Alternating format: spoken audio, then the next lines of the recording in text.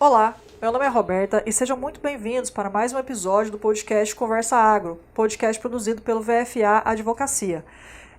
Convidamos a todos para nos seguirem nas nossas redes sociais, @VFA Advocacia, e você encontra esse podcast e os demais episódios nas principais plataformas de streaming e no YouTube. A gente lembra que a gravação desse e dos outros podcasts acompanha as recomendações do Ministério da Saúde na luta para a redução de contágio pela Covid e hoje, especificamente, a gente intensificou os cuidados porque, infelizmente, o nosso estado se encontra na fase vermelha de contágio. Bom, hoje a gente vai tratar sobre o Plano Safra. É muito difícil a gente pegar hoje no nosso país, com a produção de agropecuária tão forte, um produtor, seja ele pequeno, médio ou grande, que não se utilize dos recursos públicos para financiamento, seja na forma de FCO, custeio, seguro, entre outros. O Plano Safra atual de 2021, que começou recentemente, ele trouxe a fundamentação em alguns pilares, como agricultura familiar, sustentabilidade, bioeconomia e seguro. Está prevista a liberação de 251,2 bilhões de reais, e esse valor, em que pese seja muito, ele é insuficiente para todos os produtores, haja vista a nossa grande produção rural no nosso país, né? Seja a nível de agricultura, seja a nível de pecuária. Hoje o nosso tema é esse, Plano Safra 2021. Olá, boa tarde, meu nome é Luiz, sou sócio da VFA Advocacia e hoje a gente tem o prazer de receber aqui o Gustavo Henrique, que é superintendente de varejo do Banco do Brasil em Goiás, no Distrito Federal e no Tocantins. Boa tarde a todos, muito obrigado pela oportunidade de estar aqui junto com vocês para a gente falar do Plano Safra 21-22. Uma das primeiras considerações que eu quero fazer é elogiar muito, né, o grau de eficiência que tem os produtores de Goiás, o grau de eficiência que tem os produtores também de Brasília e Distrito Federal, no sentido de cada vez mais eles produzirem no mesmo espaço. Isso significa que eles estão colocando mais tecnologia em cima da sua atividade agropecuária. Falando sobre o Plano Safra, não obstante o anúncio do governo federal do valor de 251 bilhões para o Plano Safra, a gente quer dizer que o Banco do Brasil, se exaurir todos os recursos, ele vai garantir o financiamento de todos os produtores, tanto que mexem com pecuária como com agricultura, no sentido de viabilizar suas produções. O Banco do Brasil vai utilizar do seu caixa único, os recursos quando o Plano Safra exaurir seus recursos. Então, posso garantir aos produtores que dinheiro não faltará no Banco do Brasil. Podem procurar as agências do banco, levarem seus projetos, que o Banco do Brasil vai ter recursos para financiar o seu empreendimento. O Plano Safra ele começa dia 1º, né, de julho e termina dia 30 de junho do ano subsequente. Então é um período muito grande. A gente sabe que no meio desse caminho aí o dinheiro termina, né, uma quantidade finita que o Plano Safra tem disponibilizado aí, mesmo com o aumento do ano passado para cá. E mesmo que não seja suficiente para financiar toda a atividade agrícola, o Plano Safra é o principal meio de financiamento público que a gente tem no Brasil hoje, e ele é pulverizado em vários programas, tem várias linhas de financiamento diferentes. E como que o produtor rural pode acessar essas linhas de financiamento no Banco do Brasil, no caso? Ele pode acessar fazendo o seu projeto, né, levando ao banco, para o banco ver a viabilidade desse empreendimento. Quem não é cliente pode levar o seu cadastro para o banco fazer o cadastro de produtor rural. E mediante essa documentação que ele leva, que são bem imóveis e imóveis que estão no nome dele, a gente estipula um limite de crédito. Em cima daquele limite de crédito a gente começa a trabalhar, tanto portfolializando para investimento, como para custeio. Aqueles clientes que já têm mais tempo de conta no banco, eles já sabem como é que é o procedimento, né? A gente só atualiza os dados cadastrais e processa o limite de crédito que vai quantificar o que o produtor pode financiar dentro do Banco do Brasil. Resta eu falar uma novidade para vocês aqui no ar. Isso foi protagonizado nesta safra. Em muitos casos de clientes, o banco está pegando aquilo que ele produziu na safra passada, quitou, já pagou a operação, está fazendo tipo um Ctrl+V, Ctrl+C. Está fazendo, colocando à disposição um novo contrato com o mesmo valor do ano passado para ele poder assinar e já levar o dinheiro. É uma forma de inovação. É uma forma de inovação e dar celeridade ao produtor rural. Dessa forma não precisaria de projeto, né? Porque já tem a manutenção da atividade do ano anterior. Exatamente. Isso realmente dá muita celeridade, né, ao procedimento. Não são para todos os casos, mas o banco está colocando isso em prática. Já está acontecendo, né? Começou nesse período. Primeiro, né? Esse ano a gente teve um aumento do leque de linhas de financiamento para questões ligadas a práticas ambientais, a projetos sustentáveis. Está tendo muita procura de produtores nesse sentido? Sim, o banco viu a necessidade de colocar à disposição dos produtores rurais algumas linhas de crédito que vão facilitar o incremento da sua produção agropecuária. Vamos começar com energia fotovoltaica, né? O banco lançou uma linha de crédito com juros bem acessível, onde o produtor pode fazer direto do seu app, do celular, onde é creditado diretamente o fornecedor e ele já contrata pelo celular uma linha de crédito acessível em que ele pode financiar a sua energia fotovoltaica na sua propriedade rural. Por que isso é importante? Mitiga o risco de a falta de luz em diversas propriedades rurais, onde pode prejudicar a atividade agrícola dele. Outra coisa muito importante que a gente...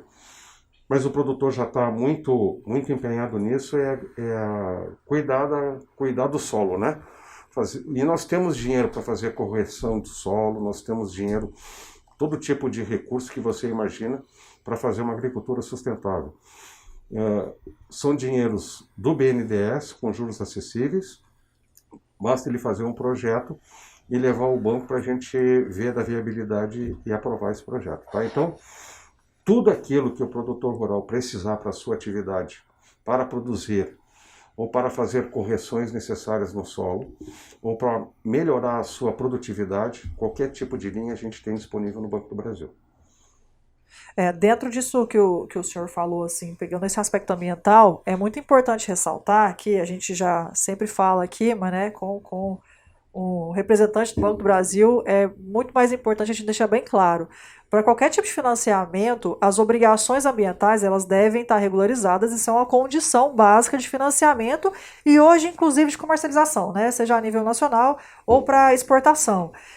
Agora, o Plano Safra, ele traz um princípio de sustentabilidade, que é o que vem a mais, né, doutor? Não confunda esse critério de sustentabilidade com obrigações ambientais. As obrigações elas devem estar resguardadas, não é possível que você esteja com equívocos ambientais em sua propriedade, né, buscando um financiamento, mas o que vem a ser esse princípio da sustentabilidade? O que o Plano Safra prevê e tenta buscar condicionando o produtor ou incentivando o produtor em práticas sustentáveis? Cada vez mais a gente vê as empresas muito preocupadas com o meio ambiente, muito preocupadas com a sustentabilidade, né? Em todos os tipos de segmento da economia.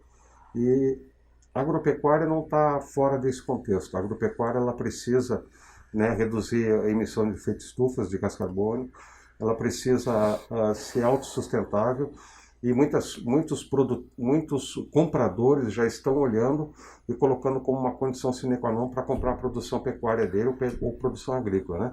Então, a gente tem nesse Plano Safra aí uma ótima oportunidade para cada vez ficar mais sustentável a atividade do agropecuarista.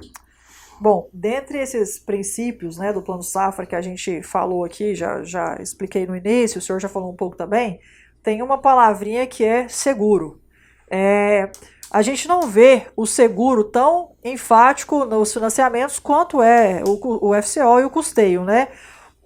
Quais são os benefícios do produtor rural, seja ele da agricultura, seja ele da pecuária, pequeno, médio ou grande, de contratação de seguro? Isso é levado em consideração para o proveito dele? Há um incentivo na contratação de seguro? Como que funciona esse aspecto do seguro dentro do princípio do Plano Safra?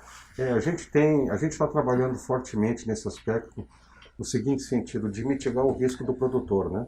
Cada vez mais a gente está assistindo enchentes em alguns lugares do país, neve no sul do país, seca em outros lugares. A gente está vendo, presenciando uma mudança de clima de uma forma muito acentuada, não só no Brasil, mas no mundo como um todo.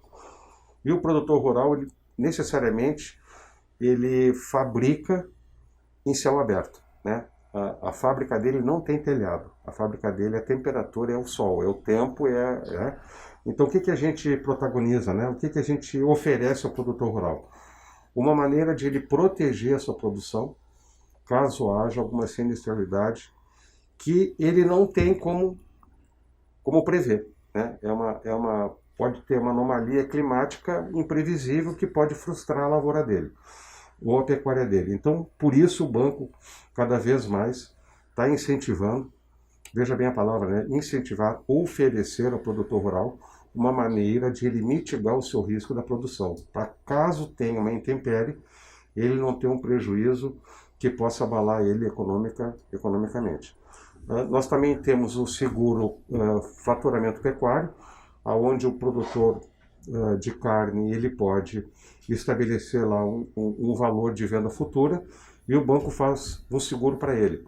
Se tiver muita oscilação, se tiver oscilação para cima ou se tiver oscilação para baixo, ele mantém aquele seguro com o banco. Então isso é importantíssimo para ele fazer a previsão da renda dele futura. O seguro não é obrigatório, né? Não é obrigatório, mas ele é recomendável, né? Contratar as operações do Plano Safra, ou se for fora do Plano Safra, também não é obrigatório fazer o seguro. Mas é uma prática recomendável e que tem que ser mais propagada, porque fatores climáticos estão cada vez mais alterados, né? Então a gente está tendo geada no final de julho, coisa que ninguém imaginava que fosse acontecer. Então vai afetar a safra de café em Minas, no sul também afetou alguns tipos de cultura. Então, assim, a gente precisa que a cultura do seguro no Brasil seja mais propagada e o Banco do Brasil tem um papel fundamental nisso, né?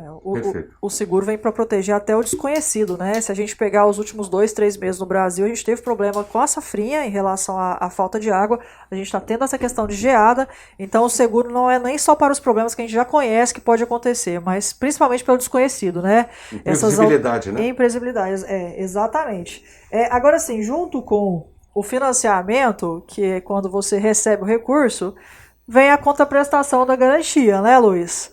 Como que o banco está tratando essa questão? Uma dúvida que a gente recebe de clientes no escritório. Por exemplo, chegam 2 clientes lá com o mesmo projeto, tem o mesmo score, e um é pedindo um reforço de garantia e o outro não. Qual que é o critério que o banco usa para fazer esse pedido para clientes que têm as mesmas características ali? Ok. O banco tem uma análise de crédito e cada banco possui uma análise de crédito, né?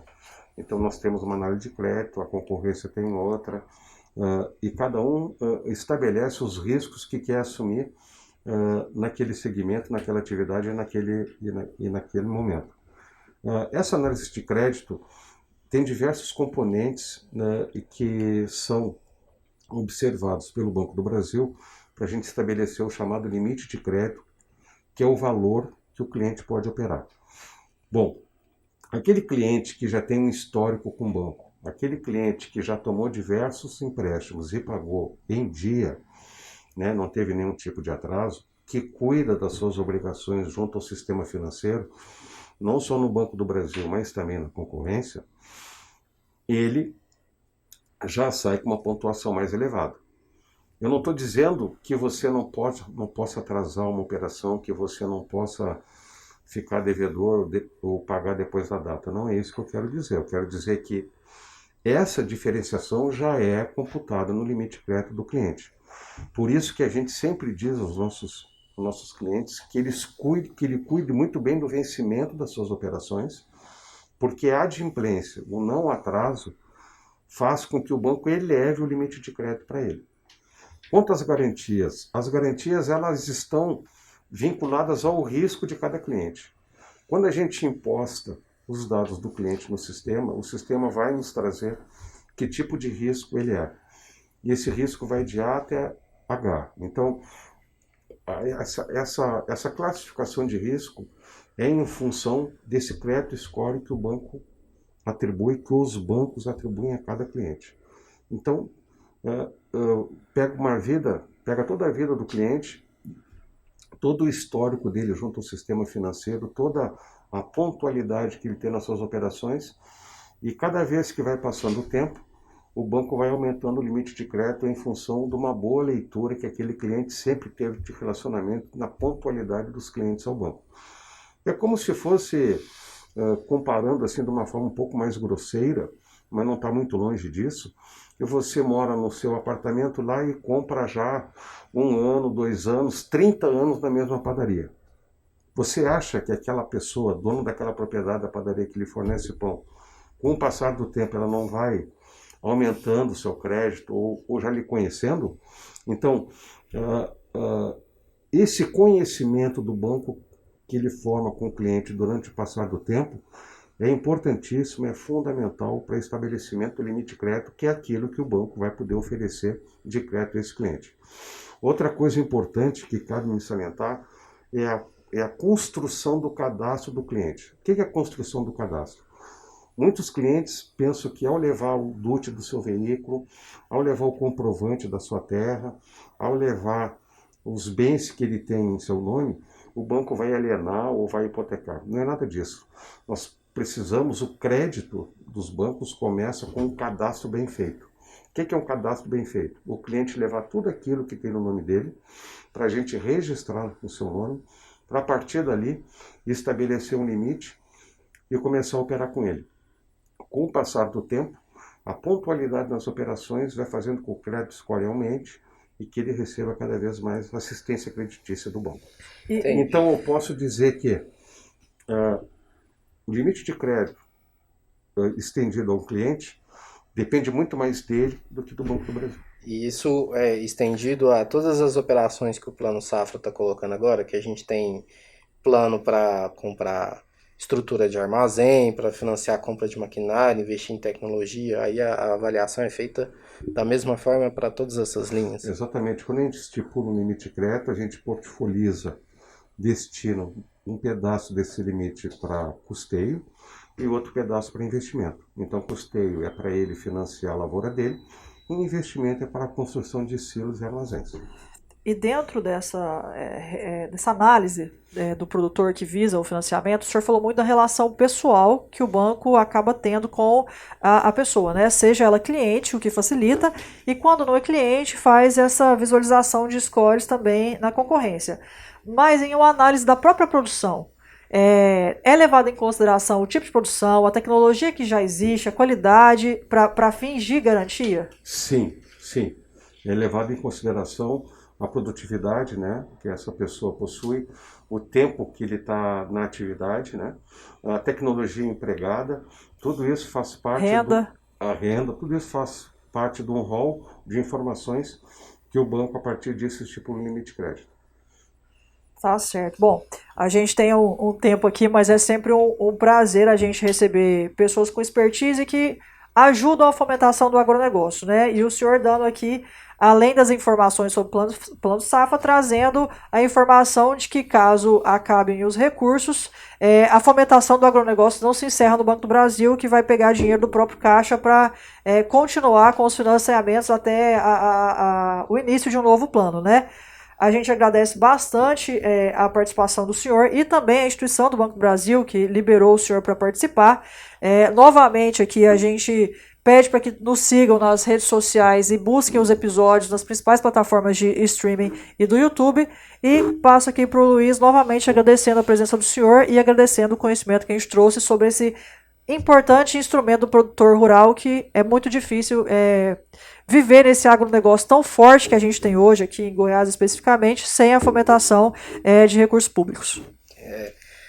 Apesar do Plano Safra ser pulverizado em várias instituições financeiras diferentes, o Banco do Brasil hoje ainda é o maior apoiador e financiador do agronegócio. A Caixa está correndo atrás aí, mas o Banco do Brasil, para produtores, pessoas físicas, ainda é o maior e, como o senhor falou, vai fazer esse aporte de próprio caixa, caso o Plano Safra não seja suficiente, né? Então, a gente, como um atuante no agronegócio, fica feliz de saber que o Banco do Brasil continua ali apoiando o agronegócio e a gente agradece a sua presença aqui, as explicações. Fica o convite para as próximas oportunidades que a gente for falar sobre financiamento aqui, que a gente vai ter os programas sobre isso. E fica aqui nosso agradecimento. Eu que agradeço a oportunidade de falar para vocês, né, e para os ouvintes. O Banco do Brasil já tem mais de 212 anos. A expertise do Banco do Brasil é o agronegócio, né? É a carteira mais robusta que tem no país. A gente se coloca à disposição em todas as nossas 202 agências que nós temos no estado de Goiás. Todas estão aptas a fazer agronegócio e a gente nos coloca à disposição para ajudar a desenvolver e a crescer todas as pessoas envolvidas no agronegócio. O agronegócio aqui em Goiás, a gente está fazendo um trabalho, eu acho que muito bacana. O crescimento do ano passado para esse ano foi diferenciado, foi fora da curva, considerando todo o país. O pessoal está muito engajado, porque é uma das locomotivas aí que está sustentando o PIB brasileiro, né? Graças a Deus o agronegócio não teve Covid, não vai ter Covid, o pessoal não para de produzir, não para de plantar, o agro não parou. E o agro é muito importante para o Brasil, porque é uma das vocações do Brasil, né? Sim. Tem sol, tem terra, tem água, né? Tem todas as condições aí para a gente, meteorológico, para a gente fazer um excelente plano safra. Nos colocamos à disposição para qualquer dúvida que porventura tenha ficado. Nos colocamos também à disposição para outros problemas, caso assim vocês achem inconveniente. E o Banco do Brasil é amarelo. E o agro é amarelo. É do Banco do Brasil. Obrigado. Até a Obrigada próxima. E até o próximo.